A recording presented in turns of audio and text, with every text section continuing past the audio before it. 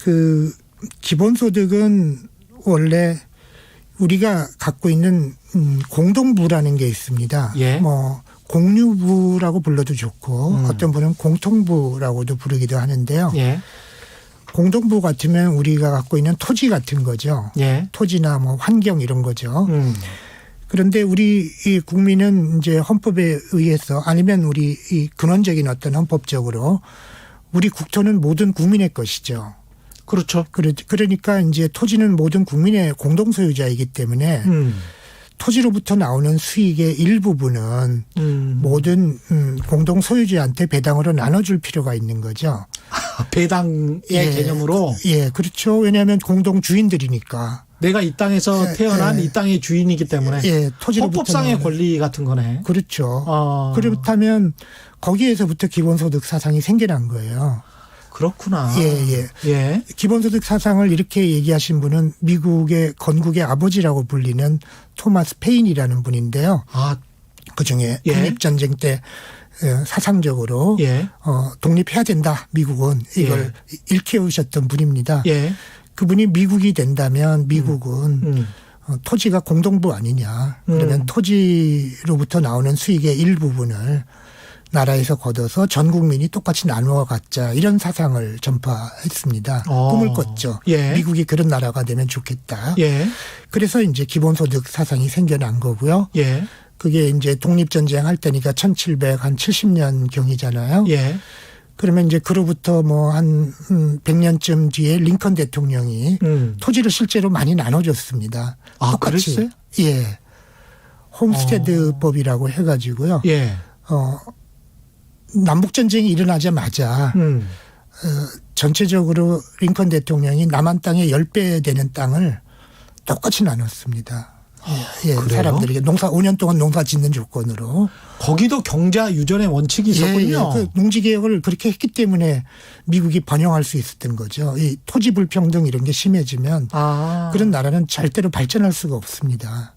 그래서 그렇군요. 남한 땅의 10배쯤 되는 땅을 농민들한테 무상으로 나눠줬습니다. 똑같은 크기로. 이제 그렇게 했고 그로부터 한 100년 뒤 1950년대가 되면 미국에서 마틴 루터 킹 목사님이 나와서 기본소득 운동을 하시다가 이제 총에 맞고 돌아가셨습니다. 마틴 루터 킹 목사가 단순히 민권운동과 흑인 시민운동 이것만 하신 게 아니군요. 아마도 미국의 어떤 그 지배 계층에서 그 어떤 극우 계층에서 마틴 루터 킹 목사님이 이제 민권운동 할 때까지는 죽이지 않았는데 기본소득 운동을 하니까 좀 죽인 것 같습니다. 이게 재밌구나. 이 역사가. 근데 링컨 대통령은 그때 공화당 아니셨어요? 공화당인데. 그렇죠. 공화당이 노예 해방을 주장하셨고요. 그렇죠. 공화당이면서도. 공화당이면서도 땅은 나눠요. 그땐 공화당이 더 진보적이었습니다. 미국에서.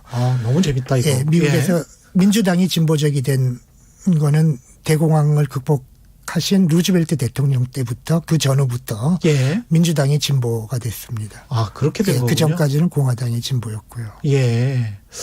야, 이런 기본소득의 역사, 그 논리가 근데 우리나라에서는 그렇게 쉽게 받아들여지는 것 같지는 않습니다. 아직은 그렇죠. 왜냐하면 토지가 분명히 생산에 작용하고 있잖아요. 꼭 필요하잖아요. 사람 사는데. 공장 짓는데 필요하죠. 토지로부터 수익이 나오잖아요. 그렇습니다. 근데 그걸 토지를 사적으로 소유한 사람들이 다 가져가잖아요. 근데 사실은 토지는 우리 모두의 것이거든요. 그래서 부동산 불로소득은 뭐 사적으로 소유한 사람들이 한 80% 가져간다면 적어도 한 30%는 전 국민에게 나누는 게 마땅하거든요. 근데 이렇게 생각해 보십시오.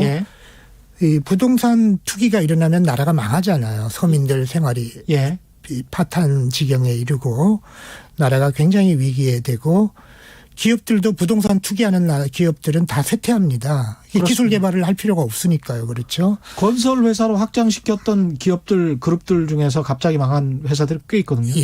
그러니까 이제 그 부동산 투기라는 건 경제에서 악 중의 악인데요. 그걸 막으려면 보유세를 올리는 게 가장 좋거든요.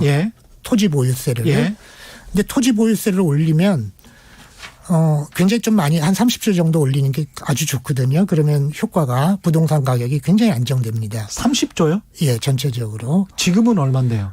지금은 한 20조 정도 될 텐데요. 그거를 더 추가해서. 와, 50% 정도 올린다? 그렇게 하면 굉장히 부동산 가격이 안정되는데요. 그렇게 되면 아주 조그만 아파트를 가진 사람이라든지 물론 전체 국민의 50%는 부동산이 없습니다. 그리고 나머지 상위 50%만 있는데 그중에서 대부분은 조그만 아파트 하나 있든지 농촌에 농지를 갖고 있든지 대부분이 그렇죠. 이런 분들은 부동산세를 그렇게 올리면 보유세를 올리면 못 견디잖아요. 그렇죠. 정치적 저항이죠. 그렇게 하면 안 되죠. 그런데 그럼 부동산 투기를 어떻게 막을 거냐. 방법이 있어요. 그러니까 부동산 보유세를 많이 올리면서 그 보유세 수입을 전 국민에게 n분의 1로 나눠드리는 거예요. 아, 그걸 어떤 특수 목적 세금처럼? 그렇죠. 한 30조 정도를 5천만 명에게 나누면 1년에 60만 원밖에 안 되거든요. 근데 그렇게 나누면 부동산이 안정이 된다고요. 불로소득이 많이 환수되고요. 굳이 내가 땅을 세금 많이 내면서 가지고 있을 필요는 없다. 이렇게 되죠. 그래 파는 사람들하고. 그렇게 되면 1인당 60만 원씩 받으면 한 85% 가구에서는 부동산세 오른 거 내는 것보다 받는 게 많거든요. 그렇겠습니다. 받는 게 많기 상위 한 15%만 좀 더 많이 내게 되거든요. 그렇죠. 그리고 상위 1%가 진짜 많이 내게 됩니다. 똑같은 비율로 과세하더라도요. 누진세 안 하더라도. 사실은 사람을 우리가 이야기하지만 기업들이나 법인들 특히 대기업들이 엄청나게 많이 가지고 있기 때문에 비업무용 투기 목적으로 보유하고 있던 건 되게 다 파시겠죠. 팔겠죠. 그렇게 돼서 안정이 되는 효과가 있기 때문에 그러면 부동산은 우리 모두의 것이다. 그래서 세금을 매겨서 일부 불로소득을 환수하겠다. 우리 모두로. 그 철학에도 맞고 부동산 투기도 안정되고 85%는 몇만 원이라도 받는 게 더 많거든요. 그렇죠. 그러면 다 지지하겠죠. 그러면 부동산 가지고 소비할 것이고. 그 부동산 기본소득이 토지 기본소득이 부동산 문제를 해결하면서 그런 관건이 되는 정책이죠. 근데 이런 생각이 국회에서도 논의되고. 근데 왜 저항이 심한 건가요? 아니죠. 저항이 심할 거라고 예상하는데 85% 국민이 받는 게 더 많기 때문에 저항이 오히려 찬성이 많아집니다. 정확하게 아시게 되면. 모르니까 그렇죠. 그래, 국민들이 잘 모르니까. 그냥 좀 그리고 반대하는 쪽에서 일부 선동을 하면. 이거 사회주의다 이거. 넘어갈 수 있는데. 그러나 정확하게 알게 되면. 다 찬성하게 되죠. 정치적 지지가 오히려 높아질 겁니다. 이게 교수님 제가 알고 있는 게 맞나요? 그 경제유전의 법칙이 우리나라에서는 박정희 전 대통령이 아니요. 우리 헌법에? 건국 헌법부터. 우리 초대 헌법부터 다 있었어요. 초대 헌법부터 있었습니까? 건국 강령부터 있었고요. 건국 강령부터. 거기서 그걸 이어받은 겁니다. 그렇군요. 우리 건국 이념입니다. 토지 공유. 여전히 법에도 공유법이 있고요, 헌법에. 그렇죠. 그렇게 돼 있고 원래 건국 헌법 때부터 다 있었던 겁니다.